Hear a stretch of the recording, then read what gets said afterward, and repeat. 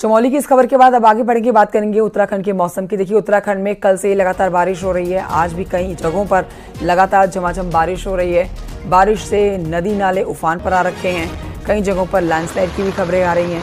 पूरे राज्य में बारिश हो रही है, लेकिन गढ़वाल के रुद्रप्रयाग और चमोली के साथ ही कुमाऊं के सभी जिलों में बारिश का प्रभाव ज़्यादा देखा जा रहा है। मौसम विभाग ने आज भी बारिश के लिए अलर्ट जारी किया है और इसीलिए कुमाऊं में आज स्कूल बंद रहेंगे। नैनीताल, पिथौरागढ़, चंपावत, बागेश्वर, इन जिलों में आज भी स्कूल बंद कर दिए गए हैं। डीएम ने इसका आदेश जारी किया है। प्रशासन को चौकन्ना रखा गया है और आपदा प्रबंधन विभाग लगातार अलर्ट मोड पर काम कर रहा है।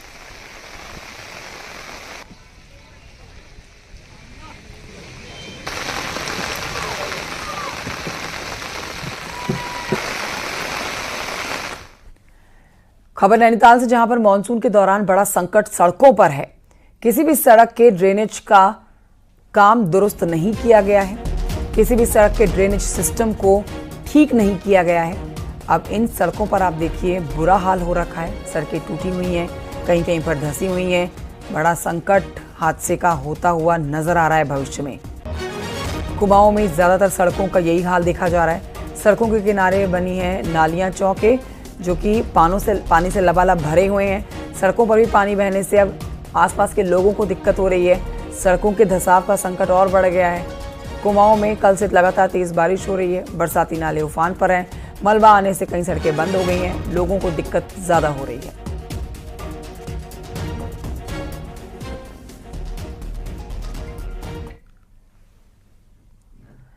उधर हरिद्वार में बारिश के बाद नदियों का जलस्तर बढ़ता हुआ देखा जा रहा है। गंगा और सोलानी नदी में पानी का जो स्तर है वो बढ़ गया है। मौसम विभाग के अलर्ट के बाद प्रशासन भी सतर्क है। सोलानी नदी के टूटे हुए तटबंधों की मरम्मत की जा रही है। बाढ़ चौकियों को भी दुरुस्त किया जा रहा है। अधिकारी बड़ा चौकियों का निरीक्षण कर रहे हैं। हमारा लक्सर हो, कानपुर हो, हमारी 4 तो बाढ़ चौकियाँ बनी हैं जो अभी संचालित हैं। अभी मैं उनका निरीक्षण भी कर रहा था, तो उनके पास पर्याप्त सामान है। और दूसरा, इरिगेशन हमने उधर सोलानी में भी निरीक्षण किया था और इधर गंगा जी की तरफ भी निरीक्षण किया था, रामपुरा घाटी वगैरह में। फोरकास्ट भी है और गंगा का जो जल स्तर है वो भी धीरे धीरे बढ़ ही रहा है। तो हमारी तैयारियाँ हैं और इरिगेशन भी अभी भी लगा हुआ है। तो लगातार हो रही बारिश से बद्रीनाथ धाम और हेमकुंड साहिब की यात्रा पर भी अब असर पड़ता हुआ देखा जा रहा है। धीरे धीरे यात्रा में काफ़ी कमी आ गई है। लोग कम ही हैं जो कि यात्रा पर निकलते हुए नजर आ रहे हैं। कपाट खुलने से लेकर मानसून की दस्तक तक 15 से 18 हज़ार यात्री हर दिन दर्शन कर रहे थे। वहीं अब संख्या घटकर 2 से 3 हज़ार पहुँच चुकी है। बद्रीनाथ में यात्रियों की संख्या कम होने से मंदिर परिसर के आसपास के इलाके खाली खाली नजर आ रहे हैं।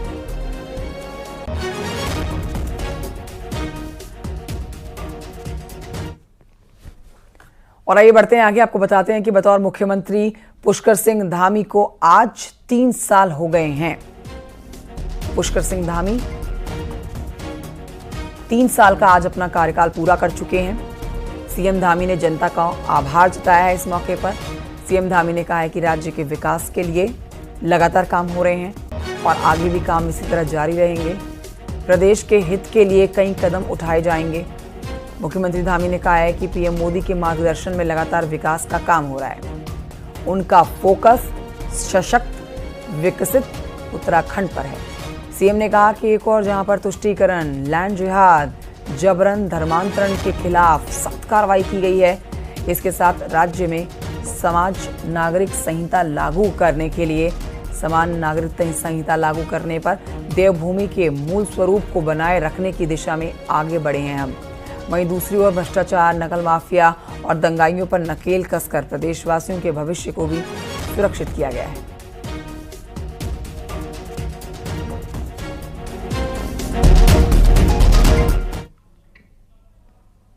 तो मुख्यमंत्री पुष्कर सिंह धामी आज सचिवालय में कई विभागों की समीक्षा भी बैठक करने जा रहे हैं। समीक्षा बैठक बहुत ही महत्वपूर्ण रहने वाली है दोस्तों, क्योंकि मुख्यमंत्री विद्यालयी शिक्षा, उच्च शिक्षा के साथ तकनीकी शिक्षा की समीक्षा मीटिंग भी लेंगे। इसके साथ ही आपको बता देते हैं कि युवा कल्याण, खेल, संस्कृति विभाग की समीक्षा बैठक सीएम धामी आज करने जा रहे हैं। जिसमें अब तक के हुए कामों के साथ आगे की रणनीति पर भी चर्चा की जानी है।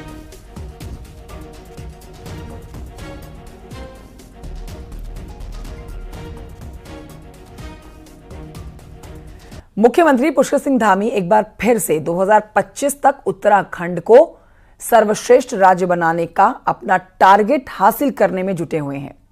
किसी भी लेवल पर कोई काम में चूक ना हो, इसके लिए सीएम खुद एक एक विभाग की बारीकी से समीक्षा कर रहे हैं। देखिए रिपोर्ट।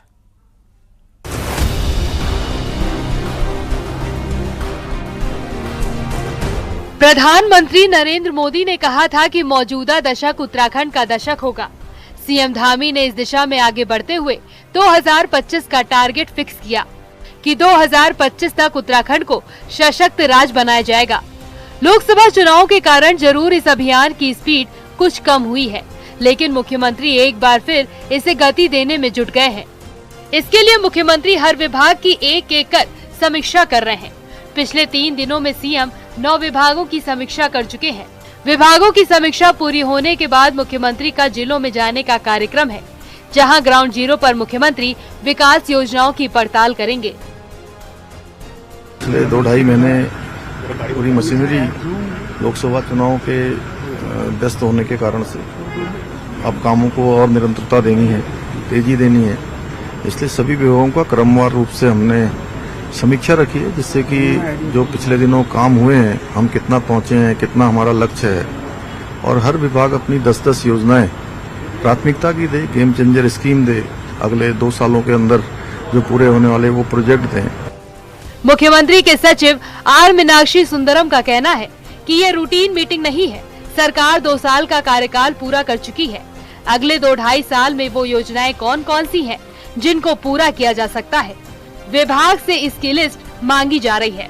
इसके अलावा हर विभाग से एक एक गेम चेंजर प्रोजेक्ट भी मांगा जा रहा है, ताकि विभाग अपनी फ्लैगशिप योजना पर डेडिकेटेड होकर काम करे और उसका आउटपुट दे। देखिए, इस बार की जो रिव्यू मीटिंग्स हैं, ये रूटीन टाइप के रिव्यू मीटिंग्स नहीं है। ये स्पेसिफिक एजेंडा है कि हर एक विभाग जो है अपने लिए game changer policies, game changer programs, game changer projects लेके आएंगे और उसको प्रेजेंट करेंगे। विभागों के एचओडी सचिवों से उनके विभाग की पूरी जानकारी लेने के बाद कुछ ही दिन में सीएम जिलावार दौरा करेंगे। यहाँ ग्राउंड जीरो पर योजनाओं की हकीकत परखी जाएगी। सीएम के साफ निर्देश है कि लापरवाही मिलने पर कार्रवाई भी होगी। सीएम के इस सख्त एक्शन ने कई अधिकारियों की नींद उड़ा दी है। देहरादून से न्यूज़ 18 के लिए सुनील नवप्रभात की रिपोर्ट।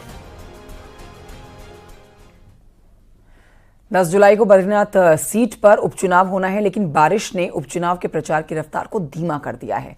बारिश की वजह से बीजेपी और कांग्रेस ज्यादा प्रचार नहीं कर पा रही है, तो वहीं बारिश के साथ सड़कों पर भूस्खलन की समस्याएं जो बढ़ गई हैं, उससे भी चिंता बढ़ी हुई है, जिसकी वजह से प्रचार टीम ग्रामीण इलाकों तक ही नहीं पहुंच पा रही है। सीएम धामी 6 जुलाई से 8 जुलाई तक उपचुनाव का प्रचार करेंगे।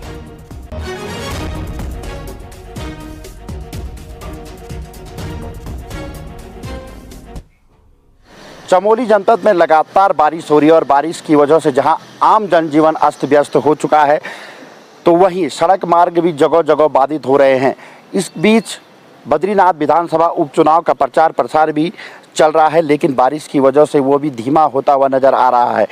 प्रचार प्रसार के लिए प्रत्याशियों के साथ साथ जो कार्यकर्ता हैं कांग्रेस और भाजपा के, वो गांव-गांव तक नहीं पहुंच पा रहे हैं, यानी कि समय पर नहीं निकल पा रहे हैं, क्योंकि सुबह तक लगातार पहाड़ों में बारिश का दौर जारी है। इसके अलावा अगर बात करें तो अब कुछ दिन के बाद स्वयं मुख्यमंत्री पुष्कर सिंह धामी भी प्रचार प्रसार के लिए पोखरी, गोपेश्वर और जोशीमठ पहुँचने वाले हैं। तो ऐसे में कहीं ना कहीं मौसम उसमें ज़रूर बाधा पैदा कर सकता है। हालाँकि जो प्रचार प्रसार है वो सड़क मार्ग से ज़रूर इस समय जारी है, लेकिन आने वाले दिनों में अगर मौसम और बदलता है तो कहीं ना कहीं प्रचार प्रसार और धीमा हो सकता है। नितिन सेमवाल, न्यूज़ 18 चमोली। बद्रीनाथ में पूर्व सीएम हरीश रावत ने प्रचार किया और जनता से कांग्रेस के लिए वोट की अपील की। इस दौरान हरीश रावत ने बीजेपी उम्मीदवार राजेंद्र भंडारी पर जमकर निशाना साधा। हरीश रावत ने कहा कि राजेंद्र भंडारी उत्तराखंड के अपराधी हैं, क्योंकि उनकी वजह से ये उपचुनाव थोपा गया है। जिस समय सभी ध्यान बारिश और आपदा पर होना चाहिए था, उस समय चुनाव की चिंता हो रही थी। ये तो उत्तराखंड के अपराधी हैं राजेंद्र भंडारी जी, जिनके कृत्य की वजह से, और भाजपा और राजेंद्र भंडारी दोनों अपराधी हैं उत्तराखंड के। जिस समय उत्तराखंड को, पूरे प्रशासन तंत्र को, पूरी शक्ति को चार धाम यात्रा के मैनेजमेंट पर लगाना चाहिए था और आपदा से बचाव के प्रबंध और कामों को करने पर लगाना चाहिए था। उस समय सारा राज्य चुनाव पर लगा हुआ है। मंगलौर उपचुनाव में अब कुछ ही दिन बचे हैं। आप जान लीजिए कि राजनीतिक पार्टियां जमकर चुनाव प्रचार में पसीना बहा रही हैं, लेकिन मौसम भी बीच में आ रहा है। कांग्रेस के कई बड़े नेताओं ने मंगलौर में डेरा डाला हुआ है। राजस्थान के भी विधायक और सांसद मंगलौर में काजी निजामुद्दीन के पक्ष में चुनाव प्रचार में जुटे हुए हैं। मतदाताओं से निवेदन अपील करना चाहेंगे कि वो कांग्रेस के पक्ष में मत करें। हमारे काजी निजामुद्दीन जी जो राष्ट्रीय स्तर के नेता हैं, जमीनी जुड़े हुए नेता, हमेशा लोगों के दुख सुख और पीड़ा में हमेशा खड़े रहने वाले नेता जो उम्मीदवार के रूप में। और आइए आगे बढ़ते हैं, आपको बताते हैं 10 जुलाई को मंगलौर विधानसभा में जो उपचुनाव होना है उसको लेकर राजनीतिक पार्टियां अब स्टार प्रचारकों को मैदान में उतारने की तैयारी कर चुकी हैं। बहुत ही कम समय अब प्रचार के लिए, क्योंकि 10 तारीख को चुनाव होना है। 5 जुलाई को मुख्यमंत्री धामी और केंद्रीय मंत्री जयंत चौधरी भी मंगलौर विधानसभा के उपचुनाव में जनसभा को संबोधित करते हुए नजर आएंगे। वहीं कांग्रेस भी अपने कई बड़े स्टार प्रचारकों के साथ चुनाव प्रचार में जुटेगी। कांग्रेस की शैलजा भी चुनाव में प्रचार करती हुई नजर आएंगी।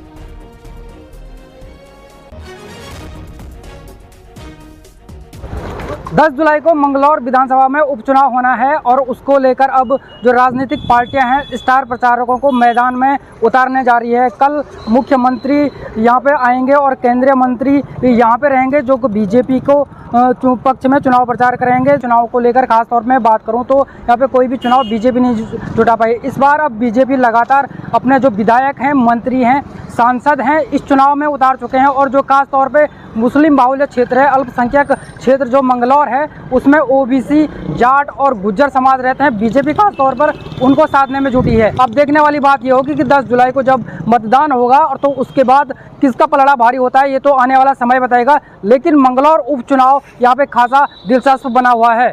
मनोज जुयाल, न्यूज़ 18 रुड़की। सोमवार को संसद में नेता विपक्ष राहुल गांधी के संबोधन से कांग्रेस के नेता गदगद दिखे। कांग्रेस प्रदेश अध्यक्ष करण माहरा ने अपने नेता की तारीफ में कसीदे पढ़ डाले, तो बीजेपी का कहना है कि कांग्रेस प्रदेश अध्यक्ष राहुल गांधी के लिए बुद्धि शुद्धि यज्ञ करें और बताएं कि उनका ताल्लुक किस समाज से है।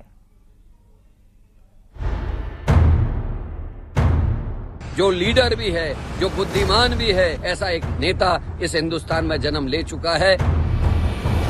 बुद्धि शुद्धि करने के लिए कांग्रेस पार्टी को बहुत बड़ा यज्ञ करने की जरूरत है। सोमवार को संसद में नेता विपक्ष राहुल गांधी के बयान से कांग्रेस खुश है। अपने राष्ट्रीय नेता के भाषण से कांग्रेस नेताओं का कॉन्फिडेंस बढ़ा हुआ है। उत्तराखंड कांग्रेस के प्रदेश अध्यक्ष करण माहरा ने संसद में दिए भाषण के लिए राहुल गांधी की जमकर तारीफ की। करण माहरा ने राहुल गांधी को दार्शनिक, बुद्धिजीवी, संत बताया है। उन्होंने कहा कि भारत के स्वर्णिम युग के लिए नेता का जन्म हो चुका है। भारत जोड़ो यात्रा से ही समझ में आ गया था, एक गांधी, ऐसा गांधी जो संत भी है, जो लीडर भी है, जो बुद्धिमान भी है, जो सब कुछ होते हुए बहुत शालीन है, जिसके अंदर अभिमान का एक क्षण भी नहीं है, पॉइंट भी नहीं है। ऐसा एक नेता इस हिंदुस्तान में जन्म ले चुका है और आने वाला स्वर्णिम समय भारतवर्ष का आने वाला, इस बात की उम्मीदें हमारी बड़ी है। वहीं हिंदुओं को हिंसक बताने वाले बयान पर भड़की बीजेपी तारीफ पर सवाल उठा रही है। बीजेपी का कहना है कि कांग्रेस प्रदेश अध्यक्ष बताएं उनका ताल्लुक किस समाज से है और राहुल गांधी की बुद्धि शुद्धि के लिए यज्ञ करें। वो किस समाज से आते हैं उनको साबित भी करना पड़ेगा और राहुल गांधी जी की बुद्धि शुद्धि करने के लिए कांग्रेस पार्टी को बहुत बड़ा यज्ञ करने की जरूरत है। संसद में अपने नेता के भाषण से कांग्रेस नेता मंत्रमुग्ध हैं, लेकिन राहुल गांधी की तारीफ हिंदुओं के अपमान से नाराज बीजेपी के गले नहीं उतर रही है। दीपांकर भट्ट, न्यूज़ 18 देहरादून।